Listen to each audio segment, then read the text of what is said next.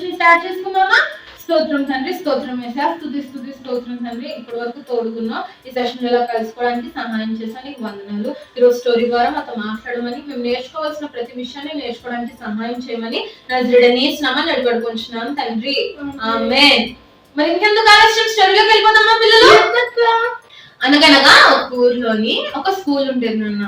ఆ స్కూల్లోని టీచర్ ఒక రోజు పిల్లలందరికీ టాస్క్ ఇచ్చింది అనమాట. చాలా సార్లు మన స్కూల్లో కూడా మనందరికి టాస్క్స్ ఇస్తూ ఉంటారు కదా టీచర్స్. ప్రాజెక్ట్ వర్క్స్ అని, అసైన్మెంట్స్ అని, కొన్నిసార్లు చిన్న చిన్న ఎక్స్పెరిమెంట్స్ కూడా ఇస్తారు కదా. అలానే ఆ స్కూల్లోని టీచర్ మరి అందరిని పిలిచి ఒక రోజు, ఈ రోజు మీరు ఇంటికి వెళ్ళాక నేను చెప్పింది తప్పకుండా మీరు అందరూ చేయాలి అని చెప్పి పిల్లలందరికీ చెప్పింది. పిల్లలందరూ కూడా ఆ టీచర్ ఏం చెప్పింది, ఏం చేయాలి మేము, అంత ఇంపార్టెంట్ వర్క్ ఏంటి అని అందరూ ఆలోచిస్తున్నారు అనమాట. అలా ఆలోచిస్తున్నప్పుడు టీచర్ మళ్ళీ ఏమందనంటే, ఈ రోజు మీరు ఇంటికి వెళ్ళాక ఒక పాలిథిన్ కవర్ తీసుకోండి. ఏమంది పిల్లలు? ఒక పాలిథిన్ కవర్ తీసుకొని దాంట్లోని పొటాటోస్ వేయాలి. ఏమేయాలి? మన ఇందరికి తెలుసు కదా పొటాటోస్. కొంతమందికి పొటాటో కర్రీ, పొటాటో ఫ్రై అంటే చాలా ఇష్టం కదా. అలాంటివి పొటాటోస్ ఆ పాలిథిన్ కవర్ లో వేయాలి. ఎన్ని పడితే అన్ని వేయకూడదు. కానీ మీకు ఎవరి మీద ద్వేషం ఉందనుకోండి, ఫర్ ఎగ్జాంపుల్ ఒక అన్నయ్య మీద మీకు ద్వేషం ఉంది, ఆ అన్నయ్యని రిప్రజెంట్ చేస్తూ మీరు ఏమేయాలి? ఒక పొటాటో వేయాలి అని చెప్పి టీచర్ చెప్తుంది నాన్న. అలాగా ఎంతమంది మీద మీకు ద్వేషం ఉంటుందో అన్ని పొటాటోస్ మీరు పాలిథిన్ కవర్ లో వేసి టై చేసి నాకు తీసుకొని రండి నాన్న అని టీచర్ చెప్తుంది నాన్న. టీచర్ చెప్పినప్పుడు ఇంత చిన్ని ఎక్స్పెరిమెంట్, ఇంత చిన్ని వర్క్ టీచర్ ఇచ్చింది, చాలా ఈజీ అని అనుకొని పిల్లలందరూ ఇంటికి వెళ్ళాక ఒక పాలిథిన్ కవర్ తీసుకొని వాళ్ళకి ఎవరెవరి మీద అయితే కోపం ఉందో, ఆ పలానా అన్న మీద నాకు చాలా కోపం, ఆ పలానా ఫ్రెండ్ తో నాకు పడదు, ఆ పక్కింటోడు ఉన్నాడే అసలు ఎప్పుడు చూసినా నన్ను ఎక్కిరిస్తాడు, వాడంటే నాకు ఇష్టం లేదు అని చెప్పి ఇలాగ కొంతమంది పేరెంట్స్ మీద, కొంతమంది టీచర్స్ మీద, కొంతమంది నైబర్స్, రిలేటివ్స్, ఫ్రెండ్స్ మీద ఎవరెవరి మీద అయితే కోపం ఉందో వాళ్ళని రిప్రజెంట్ చేస్తే ఒక పొటాటోని మరి ఆ పాలిథిన్ కవర్ వేసి మరి టైట్ చేసి బ్యాగ్ లో వేసుకుంటారు అనమాట. తర్వాత రోజు అందరూ స్కూల్ కి వచ్చినప్పుడు టీచర్ అడుగుతారు, నాన్న అందరూ తీసుకొచ్చారా పొటాటోస్ అని అడిగినప్పుడు అందరూ కూడా తీసుకొచ్చాం టీచర్ అని చెప్పినప్పుడు ఓకే మరి అందరూ ఇప్పుడు ఆ పొటాటోస్ తీసి బయట పెట్టండి బెంచ్ మీద అని అన్నప్పుడు అందరు పిల్లలు తీసి పెట్టారు.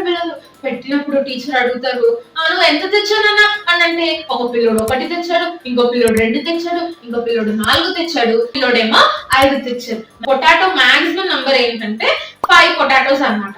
ఇప్పుడు సేమ్ పాలిథిన్ కవర్ లో పొటాటోస్ అన్ని పెట్టేసి టై చేసి మీ బ్యాగ్స్ లో పెట్టేసుకున్నానా అని చెప్పి టీచర్ చెప్పింది నాన్న. టీచర్ చెప్పినప్పుడు ఓకే అని చెప్పి అందరు బ్యాగ్ లో వేసుకున్నప్పుడు టీచర్ ఏమన్నానంటే, నేను చెప్పేంత వరకు కూడా ఆ పొటాటోస్ ని మీ బ్యాగ్స్ లో నుంచి తీయకూడదు అని అంది పిల్లలు. ఏమని చెప్పింది? నేను చెప్పేంత వరకు మీ బ్యాగ్స్ లో నుంచి ఆ వేసిన పొటాటోస్ ఇంటికి వెళ్ళినా కానీ స్కూల్ కి వచ్చినా కానీ నేను చెప్పేంత వరకు ఆ పొటాటోస్ మీ బ్యాగ్స్ లో నుంచి తీయకూడదు అని చెప్పి టీచర్ చెప్పింది. అప్పుడు 1 పొటాటో 2 పొటాటోస్ తెచ్చిన వాళ్ళకి ఏమనిపించలేదు. కానీ 4, 5 పొటాటోస్ తెచ్చారు చూడండి, వాళ్ళందరూ టీచర్ తో అన్నారు, టీచర్ మా బుక్స్ బరువుగా ఉంటే మీరేంటి టీచర్ ఇంకా పొటాటోస్ కూడా ఏమంటారు అంటే టీచర్ ఏమందంటే, నోనన్నా నేను చెప్పేంత వరకు you have to keep your potatoes in your bag అని చెప్పింది అనమాట. ఓకేలే టీచర్ ఏదో ఎక్స్పెరిమెంట్ చేస్తున్నట్టుంది అని అనుకోని అందరు పిల్లలు కూడా ఓకే అన్నారు. అయితే మండే అయిపోయింది, ట్యూస్డే అయిపోయింది, ఇంకా ట్యూస్డే అప్పటికల్లా ఆ పొటాటోస్ లో నుంచి బ్యాగ్ అంతా కూడా పొటాటో స్మెల్ రావడం స్టార్ట్ అయింది. పిల్లలందరూ టీచర్ దగ్గరకు వచ్చి కంప్లైంట్ చేయడం స్టార్ట్ చేశారు. నన్ను, టీచర్ నా బ్యాగ్ అంతా పొటాటో కంపు వస్తుంది teacher, book, pen, pencil, box అన్ని పొటాటో స్మెల్ వస్తున్నాయి టీచర్, ప్లీజ్ టీచర్ పొటాటోస్ తీసేస్తాం టీచర్ అని అంటే, టీచర్ నో నేను చెప్పేంత వరకు మీరు తీయకూడదు అని అంటే, ఓకేలే పొటాటో స్మెల్లేగా భరిద్దాము అని పిల్లలందరూ సైలెంట్ గా ఉన్నారు. ఆ తర్వాత వెడ్నెస్డే అయిపోయింది, థర్స్డే అయిపోయింది, ఇంకా పిల్లలు పొటాటోస్ కి ఎయిర్ తగలకుండా ఒక పాలిథిన్ కవర్ లో వెలుగులేని చోట లోపల చీకట్లో దాచిపెడితే క్లోజ్డ్ గా ఏమవుతుంది? కంపు పడుతుంది కదా. ఏమవుతుంది? దాని అంతా కూడా కుళ్ళిపోయి కంపు వస్తుంది. అయితే ఈ పిల్లల పొటాటో పరిస్థితి కూడా అంతే. ఇంకా అన్ని బ్యాగ్స్ కంపు కొట్టడం స్టార్ట్ అయ్యి, బుక్ తీస్తే కంపు కొడుతుంది, పెన్సిల్ తీస్తే కంపు కొడుతుంది, అబ్బో బాబు బ్యాగ్ అంతా కంపుగా ఉంది. ఈ పొటాటోస్ ఆ లోపల ఏముంచడమో కానీ అవన్నీ కుళ్ళిపోయి చాలా డర్టీ స్మెల్ వస్తుంది టీచర్, ప్లీజ్ టీచర్ తీసేస్తాం టీచర్, తట్టుకోలేకపోతున్నాను టీచర్ అని అంటే టీచర్ అంటుంది, నో స్మెల్ వచ్చినా నేను చెప్పేంత వరకు మీరు తీయకూడదు అని చెప్పినప్పుడు ఓకేలే ఈ కంపుని బరుద్దాము అని అందరూ చాలా బాధగా ఆ బ్యాగ్స్ ని మోసుకుంటూ ఆ స్మెల్ ని భరిస్తూ ఉన్నారు నాన్న. ఫ్రైడే అయింది, సాటర్డే రోజు టీచర్ అందరినీ కూడా it's time to open your bags and take out the potatoes, ఆ పొటాటోస్ తీసే టైం వచ్చేసింది అని అనగానే అబ్బా టీచర్ చాలా కంపుగా ఉన్నాయని అందరు ముక్కులు మూసుకొని ఆ పొటాటో కవర్ ని టేబుల్ మీద పెట్టి అబ్బా ఇది ఎప్పుడు పడేస్తామో ఏంటో, అసలు ఇదేం ఎక్స్పెరిమెంటో ఏమో అని అందరూ అనుకుంటున్నారు నాన్న. అప్పుడు టీచర్ అంది నాన్న, పిల్లలు మీరు ఈ పొటాటోస్ మోస్తున్నప్పుడు మీకు చాలా బర్డెన్ గా అనిపించిందా, చాలా బర్డెన్ మోస్తున్నట్టు అనిపించిందా అని అంటే అవును టీచర్ అని అన్నారు. అయితే పిల్లలు వీటిని అలాగా క్లోజ్డ్ గా మీ బ్యాగ్ లోనే ఉంచేస్తే చాలా రోజుల పాటు స్మెల్ వచ్చిందా, డర్టీ స్మెల్ వచ్చిందా అని అంటే అవును టీచర్ చాలా కంపు కొడుతుంది టీచర్ అని అన్నారు నాన్న. మూడో క్వశ్చన్ టీచర్ ఏం అడిగిందంటే మీకు ఈ పొటాటోస్ మీతో పాటు ఉంచుకుంటే కంఫర్టబుల్ గా ఉందా అన్కంఫర్టబుల్ గా ఉందా, అంటే ఇబ్బందిగా ఉందా ఇబ్బందిగా లేదా అని అంటే చాలా ఇబ్బందిగా ఉంది టీచర్ అనగానే టీచర్ అయితే పొటాటోస్ వెళ్ళి బయట గార్డెన్ లో ఉన్న డస్ట్బిన్ లో వేసేయండి అని అంటే అందరూ పిల్లలు వెళ్ళి డస్ట్బిన్ లో పడేసి వచ్చాక అబ్బా ఎంత హాయిగా ఉంది, వెళ్ళి ఆ నా బ్యాగ్ తుక్కోవాలి, చాలా డర్టీ స్మెల్ వచ్చింది, అబ్బా ఇప్పుడు చాలా ప్రశాంతంగా ఉంది, చాలా ప్లెజెంట్ గా ఉంది అని పిల్లలందరూ కూడా అనుకుంటూ ఉన్నారనమాట. అప్పుడు టీచర్ ఒకటి రేస్ చేసింది, చూసారా నాన్న ఇప్పుడు మీ అందరికి చాలా హాయిగా ప్లెజెంట్ గా ఉందా అని అంటే అవును టీచర్ చాలా ప్రశాంతంగా ఉంది, ఆ బ్యాడ్ స్మెల్ వెళ్ళిపోయేసరికి చాలా హ్యాపీగా ఉంది టీచర్ అని అన్నప్పుడు టీచర్ ఒక మాట అంటారు నాన్న, మీరు ఇప్పుడు ఒక అన్నయ్యని రిప్రజెంట్ చేస్తూ ఒక పొటాటోని వేసారు కదా పాలిథిన్ కవర్ లో, మనం కూడా మన హార్ట్ లోని దేశాన్ని పెట్టుకుంటే దేవుడు ఇచ్చిన ఆ ప్యూర్ హార్ట్ ఈ హేట్రెడ్ అనేది ఆ ప్యూర్ హార్ట్ ని స్పాయిల్ చేసేస్తుంది అన్న, ఇంప్యూర్ చేసేస్తుంది అన్న. ఇప్పుడు ఈ పొటాటోస్ మీకు ఎలాగైతే బర్డెన్ గా ఉన్నాయో ప్రతిరోజు మీరు వాటిని మీతో పాటు మోసుకుంటుంటే ఒక బర్డెన్ గా మీకు ఎంత ఇబ్బందికరంగానో చాలా డర్టీ స్మెల్ వచ్చి మీ బ్యాగ్ అంతా ఎలాగైతే స్పాయిల్ చేసిందో మీ హార్ట్ ని కూడా హేట్రెడ్ అనేది అలానే స్పాయిల్ చేసేస్తుంది. దేవుడు ఇచ్చిన పరిశుద్ధమైన హృదయాన్ని అది అపవిత్ర పరుస్తుంది నాన్న, అది మీకు ఎంత బర్డెన్ గానో ఉంటుంది.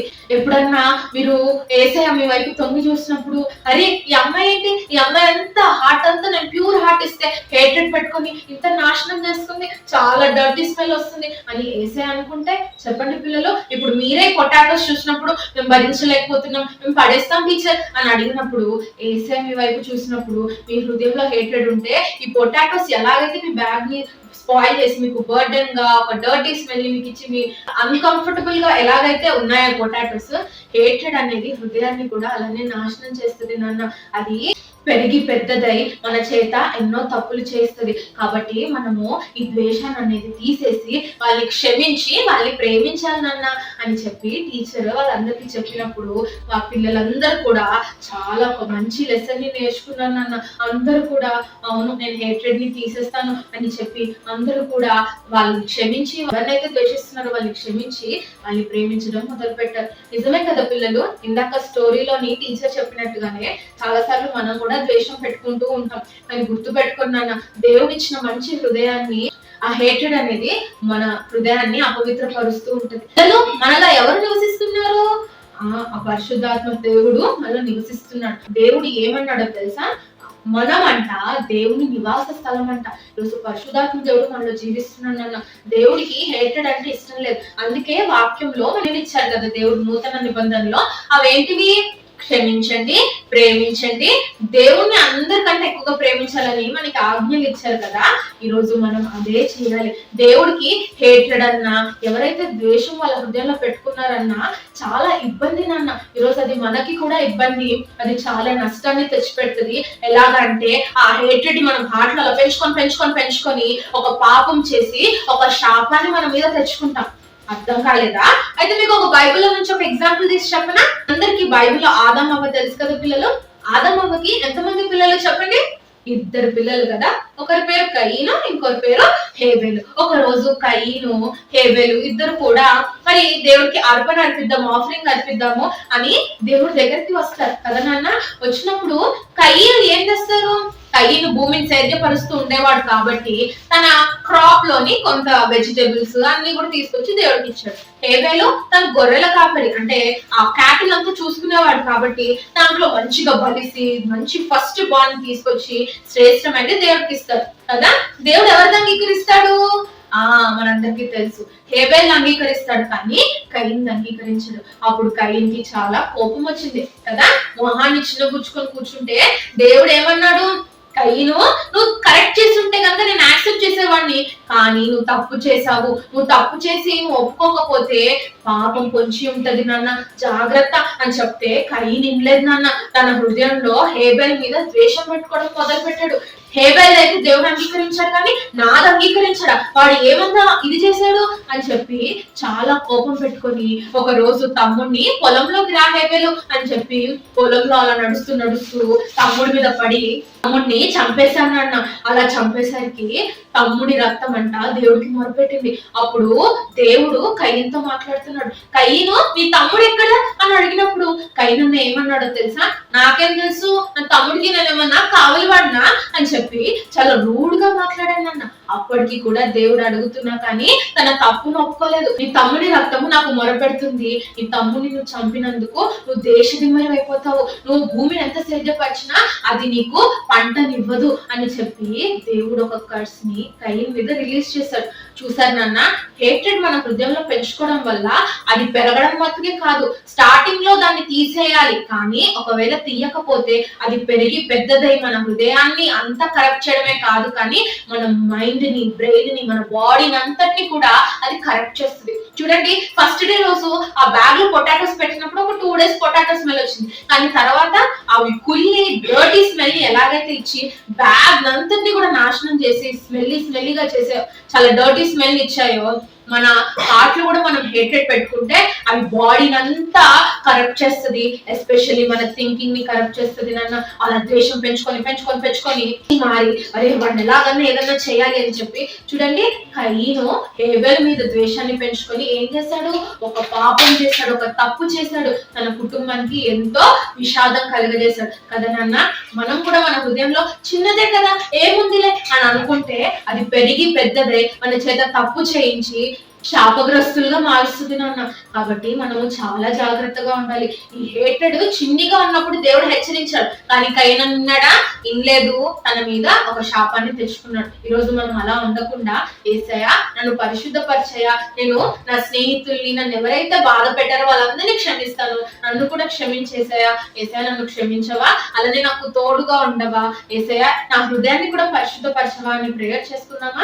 ఈ రోజు ఎవరెవరినైతే మనం ద్వేషించామో వాళ్ళని ప్రేమిద్దాము, వాళ్ళని క్షమిద్దాము. ప్రేయర్ చేసుకుందామా, నాకు ఈ రోజు నుంచి నేను ఎవరిని ద్వేషించను అని ఒక తీర్మానం చేసుకుందామా పిల్లలు.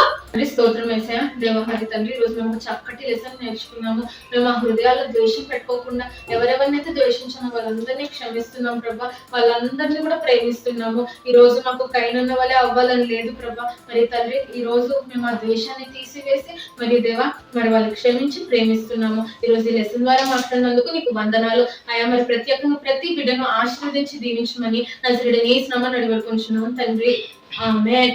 లూకా 6:27 మీ శత్రువులను ప్రేమించుడి, మిమ్మును ద్వేషించు వారికి మేలు చేయుడి. లూకా 6:27. పిల్లలు ఈ మెమరీ వర్డ్స్ చక్కగా నేర్చుకోండి. ఇప్పుడు మీ అందరి కోసం ఒక యాక్టివిటీ. పిల్లలు, మనం ఇప్పుడు ఒక యాక్టివిటీ చేసుకున్నాము. దానికి మీకు ఏమేమి కావాలనంటే ఒక A4 size షీట్ కావాలంటే మీరు ఒక కలర్ పేపర్ తీసుకోవచ్చు, లేకపోతే ఒక పేపర్, వైట్ పేపర్ మీదనే మీరు కలరింగ్ చేసుకోవచ్చు.